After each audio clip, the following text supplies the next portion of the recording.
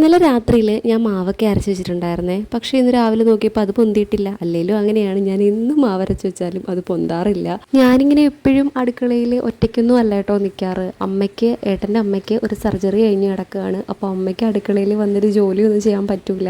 അതുകൊണ്ടാണ് ഇപ്പോൾ കംപ്ലീറ്റ് ഞാൻ തന്നെ ചെയ്യേണ്ടി വരുന്നത്. എനിക്കാണെങ്കിൽ വലിയ കാര്യമായിട്ട് കുക്ക് ചെയ്യാനോ കാര്യങ്ങളോ ഒന്നും അറിയില്ല. പിന്നെ അത്യാവശ്യം തട്ടിയും മുട്ടിയും പോവും. എനിക്ക് അറിയാത്തതൊക്കെ അമ്മ ഇങ്ങനെ വന്നിട്ട് എനിക്ക് പറഞ്ഞു തരും. ഞാൻ വെച്ചാൽ തീരെ ശരിയാവാത്തത് ഈ മീൻകറി ഉള്ളൂ കേട്ടോ. ബാക്കി കറികളൊക്കെ പിന്നെയും ടേസ്റ്റ് ഉണ്ടാവും, പക്ഷേ മീൻകറി ഫ്ലോപ്പായി പോവും. അതെന്തുകൊണ്ടാണെന്ന് എനിക്കറിയില്ല. അപ്പോൾ ഇന്ന് രാവിലത്തെ ബ്രേക്ക്ഫാസ്റ്റിൻ്റെ പ്രിപ്പറേഷൻസ് ഒക്കെയാണ് കേട്ടോ ഈ കാണുന്നത്. ഇന്നലെ ഞാൻ അരി വെള്ളത്തിൽ ഇട്ടുന്നത് ഇഡലിക്കാണ്. അപ്പോൾ രാവിലെ ഇഡലി സാമ്പാർ ഉണ്ടാക്കാമെന്ന് വിചാരിച്ചുകൊണ്ടിരുന്നത് കേട്ടോ. കഷ്ണങ്ങൾ അരിയുന്നതിൻ്റെ കൂട്ടത്തിൽ ഞാൻ എൻ്റെ വിരലും കൂടെ മുറിച്ചിട്ടുണ്ട്. എൻ്റെ ഫേവറേറ്റ് ഫുഡിൽ ഒന്നാണ് കേട്ടോ ഇഡലി സാമ്പാർ ചമ്മന്തി എന്ന് പറയുന്നത്. അയ്യോ, എനിക്ക് ഭയങ്കര ഇഷ്ടമാണ്. ഇഡലിയൊക്കെ ഉണ്ടെങ്കിൽ 3 നേരം ഇഡലി തിന്നാനാണ് എനിക്കിഷ്ടം. അതുപോലെ തന്നെ എൻ്റെ അർഷിക്കുട്ടനും ഇഡലി ഭയങ്കര ഇഷ്ടമാണ്. ഞങ്ങളുടെ കണ്ണാപ്പിക്കും ഭയങ്കര ഇഷ്ടമാണ് കേട്ടോ. അവർക്ക് രണ്ടുപേർക്കും അന്ന് പിന്നെ ബ്രേക്ക്ഫാസ്റ്റ് കഴിപ്പിക്കാനൊന്നും ഒരു ബുദ്ധിമുട്ടും ഉണ്ടാവില്ല.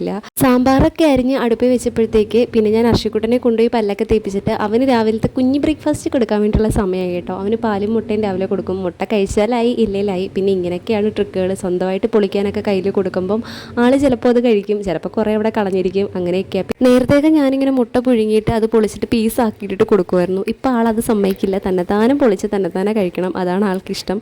ഇപ്പോൾ എല്ലാം തന്നെത്താനെ ചെയ്യാനാണ് ഇഷ്ടം. പല്ല് തേക്കാനായാലും ഫുഡ് കഴിക്കാനായാലും ഒക്കെ തന്നെത്താനെ ചെയ്യാൻ തന്നെ ഇഷ്ടം. അപ്പോൾ നമ്മുടെ സാമ്പാറൊക്കെ ഇവിടെ സെറ്റായിട്ട് വന്നിട്ടുണ്ട്. ഇനി അത് കടുവറുത്തിടണം. പിന്നെ ഞാൻ ചമ്മന്തിക്കും കടുവറുത്ത് ചമ്മന്തിയും കൂടെ എങ്ങനെ ആക്കി കേട്ടോ. സാമ്പാർ ഇഡലിയുടെയും കൂടെ ചമ്മന്തി ഇല്ല, അത് പിന്നെ എന്ത് കോമ്പിനേഷൻ.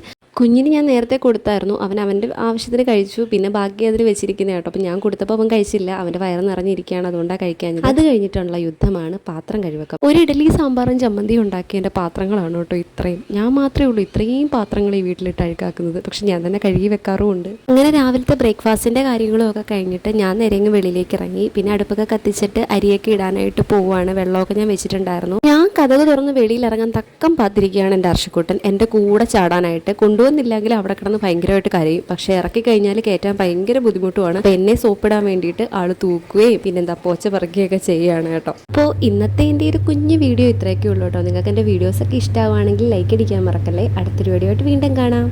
ബൈ.